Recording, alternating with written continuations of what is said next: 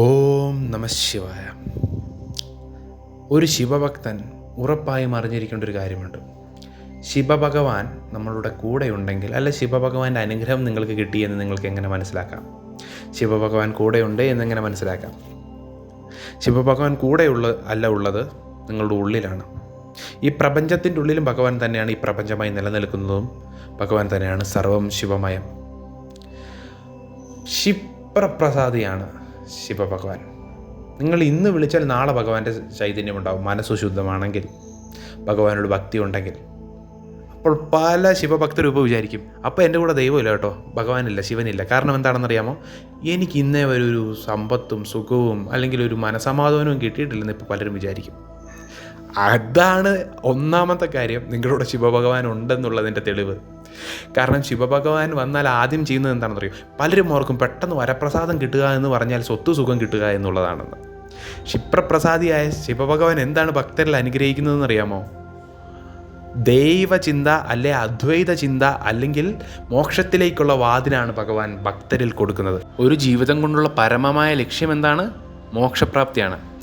നിങ്ങൾ ഇപ്പോൾ ഏത് ദേവനെയും വിളിച്ചുകൊള്ളൂ, സ്വത്ത് സുഖം എല്ലാം നേടിക്കൊള്ളൂ. ഏതൊരു ദേവനും നിങ്ങൾക്ക് സ്വത്ത് സുഖം എന്തിനു പറയുന്നു? ദേവന്മാരെക്കാളും താഴെ നിൽക്കുന്ന ഗന്ധർവന്മാർ അല്ലെങ്കിൽ യക്ഷന്മാർക്ക് പോലും നിങ്ങൾക്ക് പെട്ടെന്ന് സ്വത്ത് സുഖം നൽകാൻ പറ്റും. കോടികൾ ഉണ്ടാക്കി തരാൻ പറ്റും, അതിനുള്ള മാർഗങ്ങൾ ഉണ്ടാക്കി തരാൻ പറ്റും. പക്ഷേ ഇതൊക്കെ നിങ്ങൾ മേടിച്ചോളൂ. പക്ഷേ അവസാന സമയത്ത് ഒരു മരണഭയം വരികയില്ല. ഒരു 19 വയസ്സായി കഴിയുമ്പോൾ, അയ്യോ മരിക്കാൻ പോയി, ഇത്രയും സ്വത്തും സുഖവും ഒന്നും ഉണ്ടായിട്ട് ഒരു കാര്യമില്ല, മരണം അടുത്തെത്തിയിരിക്കുന്നു, ഇനി ഞാൻ എന്ത് ചെയ്യും? ഈ മരണത്തിനപ്പുറം എന്താണ് എന്ന് പറഞ്ഞ് വിറച്ചു നിൽക്കുന്നൊരു സമയമില്ലേ? അവിടെയാണ് ഒരു ശിവഭക്തൻ്റെ യഥാർത്ഥ ശക്തി വെളിപ്പെടുന്നത്. അവിടെ ശിവഭക്തർ ഹാപ്പിയാണ്. കാരണം എന്താണെന്നറിയാം? എനിക്കറിയാം എനിക്ക് എന്താണ് സംഭവിക്കാൻ പോകുന്നത്. കാരണം ഓൾറെഡി അവരൊരു സമാധി അവസ്ഥയിലെത്തി, ശിവഭഗവാൻ എത്തിച്ചു. സമാധി എന്ന് പറയുന്നത് എന്താണ്? എന്തിനോടും വിരക്തി, സ്വന്തം ഉള്ളിലിരിക്കുന്ന ശിവബോധത്തിൽ ലയനം ചെയ്ത് എല്ലാത്തിനോടുള്ള വിരക്തി, ശിവൻ മതി എന്നുള്ള ഭാവം. അതുകൊണ്ട് ഇവർക്ക് ഈ ശരീരത്തിൽ നിന്ന് ആത്മാവ് ഇറങ്ങുന്നത് പോലും അറിയാം, അടുത്തത് എന്താണെന്ന് പോലും അറിയാം, അല്ലെങ്കിൽ മോക്ഷത്തിലേക്കാണ് എൻ്റെ മാർഗമെന്ന് പോലും അറിയാം. അതാണ് ശിവഭഗവാൻ. അതാണ് ശിവഭഗവാന്റെ ഭക്തർക്ക് കിട്ടുന്ന ഏറ്റവും വലിയ അനുഭവം. കാരണം അവർക്ക് ഒന്നിനോടും ഭയമില്ല. ഇപ്പോൾ ശിവഭക്തർക്ക് ആദ്യം കുറേ ഭഗവാൻ മനസ്സിലാക്കി, പരീക്ഷണമല്ല ഭഗവാന്റെ അനുഗ്രഹമാണ് അതൊക്കെ. മോനെ, മൃഗങ്ങളെയും മനുഷ്യരെയും ലോകത്തുള്ള സർവ്വചരാചരങ്ങളെയും നിൻ്റെ അദ്വൈത ചിന്താഗതി കൊണ്ട്, അതായത് തുല്യമായിട്ട് കാണണം എന്നുള്ളൊരു ബോധം ആദ്യമേ മക്കൾക്ക് ശിവനേകും. അതിനുശേഷം ഞാനും ശിവനും വേറെ എന്നുള്ള ഭാവത്തിൽ നിന്ന് ഞാനും ശിവനും ഏകമെന്നുള്ള ശിവോഹം എന്ന ഭാവത്തിലെത്തിക്കും. അതിനുശേഷം അവസാനം കൈവല്യമോക്ഷവും നൽകും. അതിനുശേഷം പിന്നെ ഈ ജനാനര ചക്രത്തിൽ കടന്ന് പെടുകയില്ല. പലരും ഇപ്പോൾ ക്ഷിപ്രവേഗത്തിൽ പണമുണ്ടാകുന്നതിന് പല പല മന്ത്രമൂർത്തികളെയും ഒക്കെ വിളിക്കാറുണ്ട്. ദുർമൂർത്തി എന്ന് ഞാൻ പറയില്ല, ഏതൊരു മൂർത്തിയെയും നിങ്ങൾക്ക് നല്ലതായിട്ട് ഉപയോഗിക്കാം, മോശമായിട്ട് ഉപയോഗിക്കാം. പക്ഷേ ഇങ്ങനെ പല പല കാര്യത്തിനും ഉപയോഗിക്കുന്നുണ്ട് പണം നേടാൻ. അതൊക്കെ നിങ്ങളുടെ ഇഷ്ടം, നിങ്ങൾ വിളിക്കുകയോ വിളിക്കാതിരിക്കുകയോ.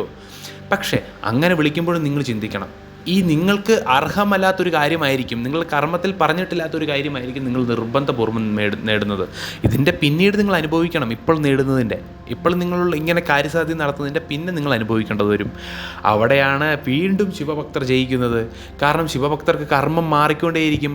കർമ്മം നഷ്ടപ്പെട്ടാൽ ഓട്ടോമാറ്റിക്കലി സ്വത്ത് സുഖം സമ്പത്ത് ഐശ്വര്യങ്ങൾ വരും. ഈ ഐശ്വര്യങ്ങൾ വരുന്നതിന് മുമ്പ് ഈ കർമ്മഭാരം നീക്കാനാണ് ഭഗവാൻ ഈ കർമ്മഭാരം ഭക്തരുടെ തലയിൽ അങ്ങ് ഏൽപ്പിക്കുന്നത്. ഈ 1000 കിടക്കുന്ന കർമ്മഭാരം 10 ഭഗവാൻ ചുരുക്കി കൊടുക്കും. അതുകൊണ്ട് തന്നെ ഭഗവാനെ വിളിക്കുമ്പോൾ ആദ്യത്തെ കുറേ വർഷങ്ങൾ ചിലപ്പോൾ ഭയങ്കര ആപത്തുകളും കാര്യങ്ങളും ഒക്കെ നിങ്ങൾ തരണം ചെയ്യേണ്ടി വരും. സാമ്പത്തിക പ്രശ്നങ്ങൾ തരണം ചെയ്യേണ്ടി വരും. എങ്കിലും നിങ്ങൾ അടിയുറച്ച് ശിവനിൽ വിശ്വസിക്കുകയാണെങ്കിൽ ശിവമായി മാറിയതിനു ശേഷം ഭഗവാൻ സ്വത്ത് സുഖം തരും. അപ്പോൾ നിങ്ങൾ എന്ത് ചിന്തിക്കും? എല്ലാം ഒന്ന്. പണമുണ്ടെങ്കിലും ജീവിക്കാം, പണമില്ലേലും ജീവിക്കാം. പണമുണ്ടെന്ന് പറഞ്ഞ് നിങ്ങൾ അഹങ്കരിക്കുകയുമില്ല, പണമില്ലെന്ന് പറഞ്ഞ് നിങ്ങൾ സങ്കടപ്പെടുകയും ഇല്ലാത്തൊരു ബ്രഹ്മത്തിൻ്റെ അവസ്ഥയിൽ, ബ്രഹ്മലയനത്തിലേക്ക്, ഒരു സച്ചിദാനന്ദം എന്നുള്ള ഒരു അവസ്ഥയിലേക്ക്, അല്ലെങ്കിൽ അദ്വൈത ഭാവം നിങ്ങളിൽ ഉണ്ടാകും. അദ്വൈത ഭാവമുള്ളവൻ ലോകത്തെ ജയിച്ചു എന്നാണ് അർത്ഥം. അവൻ ഒന്നിനോടും വിരക്തിയുമില്ല, ഒന്നിനോടും സ്നേഹവുമില്ല, ഒന്നിനോടും എതിർപ്പുമില്ല, ഒന്നിനോടും അറ്റാച്ച്മെൻ്റ് അല്ലെങ്കിൽ ഒന്നിനോടും എൻ്റെ എന്നുള്ളൊരു ഭാവവുമില്ല. അതുകൊണ്ട് തന്നെ ശിവഭക്തർ പ്രത്യേകിച്ച് ഏത് സിറ്റുവേഷൻ വന്നാൽ ഒരേ മുഖഭാവത്തിലായിരിക്കുന്നത്, സങ്കടവും ഇല്ല സന്തോഷവും ഇല്ല. അതാണ് ഒരു മനുഷ്യന് ഏറ്റവും കൂടുതൽ വേണ്ടത്. കാരണം അവരുള്ളിൽ ആനന്ദം അനുഭവിച്ചുകൊണ്ടിരിക്കുകയാണ്. അവർക്ക് പുറത്തൊന്നും കിട്ടാനില്ല. എനിക്കിത് നടന്നാലേ, എനിക്ക് ഇന്ന ആൾ എന്നോട് ഇഷ്ടമാണെന്ന് പറഞ്ഞാലേ എൻ്റെ ജീവിതം ഒന്നും മുന്നോട്ട് പോകുകയുള്ളൂ, അല്ലെങ്കിൽ ഇന്നത് നടന്നാലേ, എനിക്ക് പരീക്ഷയിലൊന്ന് ജയിച്ചാലേ എൻ്റെ ഞാൻ ഹാപ്പി ആകുകയുള്ളൂ. പക്ഷേ ശിവഭക്തർ എപ്പോഴും ഉള്ളിൽ ഹാപ്പിയാണ്, പുറത്ത് കാണിക്കുകയെന്നുള്ളൂ. അവരെപ്പോഴും വളരെ വലിയൊരു എന്താ പറയുന്നത്, സുഖം, ആത്മീയ സുഖം അനുഭവിക്കുന്നുണ്ട്. അതുപോലെ തന്നെ എടുത്തു പറയേണ്ട ഒരു കാര്യം എന്ന് പറഞ്ഞാൽ അവർ ശാന്തരാണ്. ആ ശാന്തത എന്ന് പറയുന്ന ഒരു സുഖം തന്നെയാണ്. ആ സുഖത്തിൽ അവർക്ക് ഒന്നിനെക്കുറിച്ചും ടെൻഷനില്ല. ശിവഭക്തർക്ക് എന്തൊക്കെയാണെങ്കിലും അവർ എപ്പോഴും ചിന്തിക്കുന്നത് എന്താണെന്നറിയാമോ? ഈ മരണത്തിന് ശേഷം എന്ത് സംഭവിക്കും, എനിക്ക് എങ്ങനെ മോക്ഷം നേടാം, എന്താണ് എൻ്റെ ജീവിതത്തിൻ്റെ ലക്ഷ്യം.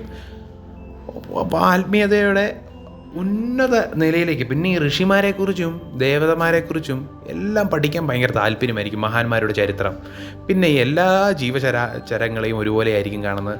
പിന്നെ പലരും പറയും ശിവഭഗവാൻ കൂടെയുള്ളപ്പോൾ കാണുന്ന ലക്ഷണം, ഇതൊക്കെയാണ് ലക്ഷണം. അല്ലാതെ ശിവഭഗവാൻ നിങ്ങൾക്ക് അത് ചെയ്തു തരും, ശിവഭഗവാൻ നിങ്ങൾക്ക് പണം കൊണ്ടുതരും, നാളെ നിങ്ങൾ എഴുന്നേൽക്കുമ്പോൾ നിങ്ങളുടെ ബാങ്ക് ബാലൻസ് ഇത്രയാവും, അതൊന്നുമല്ല ഭഗവാൻ കൂടെയുള്ളതിൻ്റെ ലക്ഷ്യം. ഇതൊക്കെയാണ് ഭഗവാൻ എന്ന് പറയുന്നത്. എല്ലാവരുടെ ഉള്ളിലും ഇരിക്കുന്ന ചൈതന്യമാണ്. ആ ചൈതന്യം ഉണരും, നിങ്ങൾക്ക് നിങ്ങളെക്കുറിച്ച് തന്നെ ഒരു ബോധം വരും, നിങ്ങൾക്കൊരു കാഴ്ചപ്പാട് വരും. പിന്നെ നിങ്ങൾ അത്രയ്ക്ക് നല്ല ഉപാസകനാണെങ്കിൽ നിങ്ങൾ ചിലപ്പോൾ ആത്മീയമായി ശിവനായി മാറിയേക്കാം.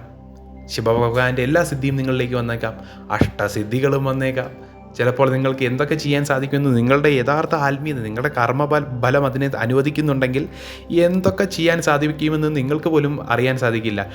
ചിലപ്പോൾ നിങ്ങളുടെ കൈകൊണ്ടൊരു അനുഗ്രഹം കിട്ടുന്നവർ ചിലപ്പോൾ വളരെ വലിയ പ്രശസ്തിയിലെത്തിയേക്കാം.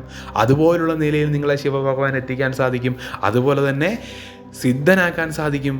അതുപോലെ ഈ ലോകത്തിൻ്റെ, പ്രപഞ്ചത്തിൻ്റെ മൊത്തം രഹസ്യം നിങ്ങളെ മനസ്സിലാക്കാൻ സാധിക്കും. അതുകൊണ്ട് തന്നെയാണ് ശിവഭഗവാനെ പറയുന്നത് ദേവന്മാരുടെ ദേവനെന്ന്. മറ്റ് ദേവന്മാർക്ക് നിങ്ങൾക്ക് എന്തും തരാൻ സാധിക്കും, പക്ഷേ ഇത്ര പെട്ടെന്ന് മോക്ഷം, കൈവല്യ മോക്ഷം തരാൻ നാരായണനായ വിഷ്ണു ഭഗവാനും സുബ്രഹ്മണ്യ ഭഗവാനും ഗണപതി ഭഗവാനും പരാശക്തിക്കും എല്ലാം സാധിക്കും. പക്ഷെ ശിവഭഗവാൻ ആത്മീയത കൊണ്ട് ഭക്തനെ നീരാടിക്കുമെന്ന് വേണമെങ്കിൽ പറയാം. അതാണ് ഭഗവാന്റെ ചൈതന്യം. സിദ്ധികളിൽ വെച്ച് കിട്ടാവുന്നതിൽ ഏറ്റവും വലിയ സിദ്ധിയായ ബ്രഹ്മത്തെ അറിയുമ്പോൾ നമുക്ക് കിട്ടുന്ന അഷ്ടസിദ്ധി ഏറ്റവും വേഗത്തിലും ഏറ്റവും ശക്തമായും ഏക്കാൻ സാധിക്കുന്നത് ശിവഭഗവാനാണ്. അതുകൊണ്ട് തന്നെ ശിവഭഗവാന്റെ ഏറ്റവും വലിയ സ്വരൂപം പലരും കരുതിയിരിക്കുന്നത് സദാശിവനാണെന്നാണ്. അല്ല, ഭഗവാന്റെ ഏറ്റവും വലിയ ഭാവം എന്ന് പറയുന്നത് പരമഹാശിവം, ശിവനല്ല, പരമഹാശിവം എന്ന തുര്യാതീത അവസ്ഥയാണ്. അതാണ് തിരുമൂലരും അഗസ്ത്യരും കണ്ട അവസ്ഥ. ആ അവസ്ഥയിലേക്കൊരു ഭക്തനെ എത്തിക്കും. അത്രയും തുര്യങ്ങൾ കടത്തി നിങ്ങളെ കൊണ്ടുപോകാൻ, അത്രയും ഈ ഭൂമിയിൽ ഒരു കൈലാസമുള്ളതുപോലെ അങ്ങ് തുര്യാതീത അവസ്ഥയിലും ഒരു കൈലാസമുണ്ട്. ആ കൈലാസമാണ് ശിവമെന്ന അവസ്ഥ. ആ ശിവത്തിൽ ലയിക്കുക എന്നുള്ളതാണ് ഒരു മനുഷ്യജന്മത്തിൻ്റെ, അല്ലെങ്കിൽ ഇപ്പോൾ നമ്മൾ പലരും കാണും ലോകത്തിലെ ഒന്നാമത്തെ കോടീശ്വരൻ, അയാളല്ല ഭാഗ്യവാൻ, നിങ്ങളായിരിക്കും. കാരണം മോക്ഷം കിട്ടുന്നവനാണ് ഭാഗ്യവാൻ. ഈ ജന്മചരാനര ദുഃഖങ്ങളിൽ നിന്ന് മോക്ഷം കിട്ടുന്നവനാണ് ഭാഗ്യവാൻ. അല്ലാതെ ഈ ഭൗതികമായ മായയിൽ എന്തുണ്ടായിട്ട് എന്താണ് കാര്യം? കോടീശ്വരനോ പിച്ചക്കാരനോ ആരുമായിക്കൊള്ളട്ടെ, എല്ലാം തുല്യമാണ്. അത് മനസ്സിലാക്കുന്നവനാണ് യഥാർത്ഥ ജീവിതത്തിലെ വിജയി. ഞാനിപ്പോൾ ആത്മീയമായിട്ടാണ് പറഞ്ഞത്. ഞാൻ എൻ്റെ വീഡിയോ മൊത്തം ചെയ്യുന്നത് എങ്ങനെ സ്വത്ത് സുഖം സമ്പാദിക്കാം. ഇത് എനിക്ക് ഇച്ചിരി വൈകാരികമായ കാര്യമാണ്. ഇതാണ് എല്ലാവർക്കും വരേണ്ട മനോഭാവം. പ്രത്യേകിച്ച് എന്നോടൊരു ശിവഭക്ത പറഞ്ഞ ഒരു കാര്യം എൻ്റെ കണ്ണ് നിറച്ച് കളഞ്ഞ കാര്യമാണ്. എനിക്കൊന്നും വേണ്ട, ഞാനൊരു സമ്പത്തുണ്ടാകുന്ന ഒരു ദേവൻ്റെ ഒരു വീഡിയോ ഇട്ടപ്പോൾ എനിക്കൊന്നും വേണ്ട, ഞാനൊരു ശിവഭക്തയാണ്, എനിക്കതിൽ ഞാൻ സംതൃപ്തയാണ്, എനിക്ക് ഭഗവാനെ ഉപാസിച്ചാൽ മതി. നിങ്ങൾ യഥാർത്ഥ ഭക്തയാണ്. നിങ്ങൾക്ക് ഉറപ്പായും ഒരു ദിവസം നല്ല കാലമുണ്ടാവും. ഈ കോടികളല്ല, ശതകോടികൾ നിങ്ങൾക്കുണ്ടാകുന്നൊരു കാലം വരും. നിങ്ങൾ വേണ്ട വിധം അത് ആഗ്രഹിച്ചാൽ. നിങ്ങൾക്ക് ആത്മീയമായ ഉണർവ് കിട്ടുമ്പോൾ നിങ്ങൾ എന്ത് നിങ്ങളിലേക്ക് ആകർഷിക്കുന്നോ, ലോ ഓഫ് അട്രാക്ഷൻ എന്ന് പറയുന്ന പോലെ, ലോ ഓഫ് അട്രാക്ഷൻ ആ ആളുടെ എനർജി പോലെ ഇരിക്കും. ആ ആത്മീയ എനർജി നിങ്ങൾക്ക് കൊണ്ടുത്തരും. അതുകൊണ്ടല്ലേ ഒന്നും വേണ്ട എന്ന് പറയുന്ന ചില സ്വാമിമാർ അല്ലെങ്കിൽ ചില മഹർഷിമാരുടെ കയ്യിൽ നിന്ന് അനുഗ്രഹം കിട്ടുന്നവർ കോടീശ്വരരാകുന്നത്. എന്നാൽ ആ സ്വാമിമാർ ചിലർ വസ്ത്രം പോലും ധരിക്കാതെ ദിഗംബരനായി നടക്കാറുണ്ട്. കാരണം എന്താ? അവരിതെല്ലാം കടന്നു. പക്ഷെ അവരുടെ അനുഗ്രഹം കിട്ടുന്നവർക്കെല്ലാം ഉണ്ട്. നിങ്ങൾക്ക് നിങ്ങളുടെ ആത്മീയ ശക്തി ഉണർത്തി എന്തും നേടാനുള്ള അവസരം ശിവഭഗവാൻ ഉണ്ടാക്കിത്തരും. ശിവായ നമഃ.